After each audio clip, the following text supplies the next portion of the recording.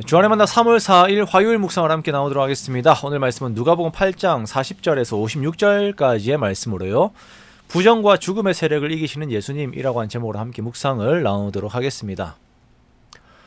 자, 오늘 본문에서는 야이로의 죽은 딸을 살리시고 12해를 혈루증으로 앓던 여인을 고치시는 예수님의 사역을 통하여서 예수님께서 부정과 죽음의 세력을 이기시는 분이심을 우리들에게 보여주고 계십니다. 자, 복음서들 중에서 하나의 이야기 속에 두 가지의 기적이 등장하는 것은 오늘의 이야기가 유일합니다. 야이로의 딸과 12해를 혈루증으로 고생하였던 여인의 이야기이지요. 그리고 이 두 여인들에게는 공통점이 있습니다.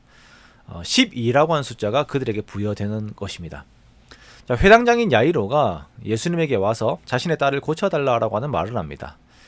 자기에게는 12살 된 외딸이 있는데 이 아이가 죽어가고 있었던 것입니다.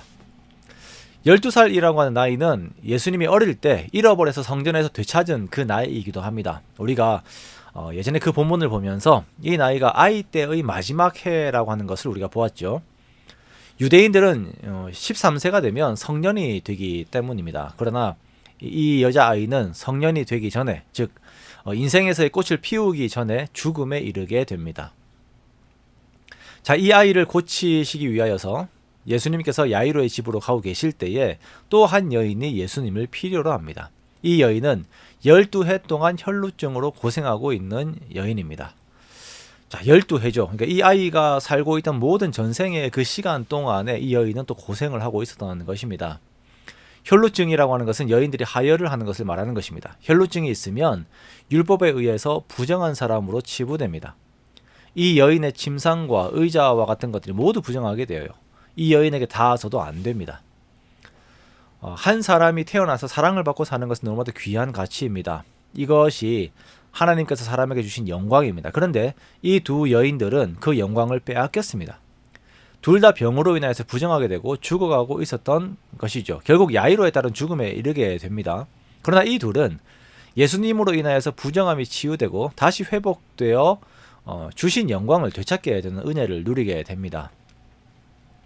야이로의 집으로 가고 있던 예수님에게 수많은 무리들이 함께 따라갑니다. 이리 밀치고 저리 밀치는 상황이 벌어지게 되죠. 이때 이 12해 동안 혈루증을 앓던 여인이 예수님의 뒤로 다가가 예수님의 옷가를 만져요. 그러자 이 여인의 혈루증이 곧 그치게 됩니다. 자, 이때 예수님께서는 돌아보며 말씀하세요. 내게 손을 댄 자가 누구냐라고 이렇게 물으십니다.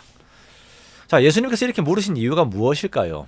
그것은 이 여인에게 완전한 자유를 주시기 위해서입니다. 자, 부정한 여인이 다른 사람들에게 닿는 것은 율법에 의하면 불법입니다.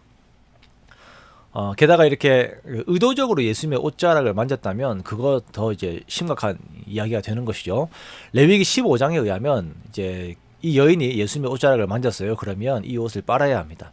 그리고 예수님은 몸을 씻어야 합니다. 그리고 저녁까지 부정하게 되죠. 예수님께서 이제 야이로의 딸을 고치러 가셔야 되는데 부정한 상태가 되어 버렸어요.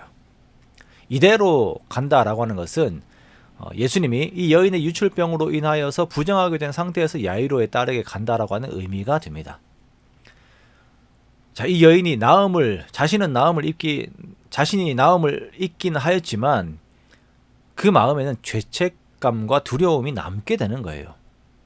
야, 내가 이분을 부정하게 한 것이 아닌가. 그리고 야이로의 딸이 함께 부정하게 되는 것이 아닌가. 죄책감과 두려움이 남게 되는 것입니다. 자, 이것을 아신 예수님께서는 이 여인을 부르세요. 자, 베드로는 이렇게 이 여인을 부르시는, 누가 나를 만졌냐라고 이렇게 부르시는 그 예수님의 그 말씀에 이렇게 많은 사람들이 밀치고 있는 상황에서 예수님을 만진 사람을 찾는 것이 이상하지 않습니까? 라는 그런 질문을 하죠. 그런데 예수님께서는 그 수많은 그 무리들이 아니라 이 죄책감과 두려움에 떨고 있는 한 여인을 향하신 마음을 가지고 계시는 것입니다. 그래서 이 부르심 앞에 이 여인이 나와요. 스스로 숨길 수 없음을 알고 떨면서 예수님 앞에 나옵니다. 자, 이 여인은 이렇게 예수님 앞으로 나와 자신이 손을 댄 이유와 그 나은 것을 사람들 앞에서 말합니다. 이에 예수님께서는 이 여인을 혈루병과 또한 마음의 죄책감, 두려움 앞에서 또 해방을 시켜 주십니다. 48절에 이르시기를 딸아 내 믿음이 너를 구원하였으니 평안히 가라라고 말씀을 하시죠. 예수님께서는 이 여인의 병뿐만 아니라 마음의 평안까지도 함께 이 여인이 얻기를 이제 원하셨습니다. 자, 이렇게 말씀을 하고 계실 때에 야이로의 집에서 사람이 와서 소식을 전해요. 야이로의 딸이 죽었다라는 것입니다. 야이로가 어마어마하게 낙담이 되었겠죠. 자, 어쩌면 가던 길을 지체하게 한 이 여인이 원망스러웠을지도 모릅니다. 그러나 예수님께서는 두려워하지 말고 믿기만 하라. 그리하면 내 딸이 구원을 얻을 것이다 라고 말씀하시면서 향하시던 그 야이로의 집으로 계속 이제 걸어가십니다.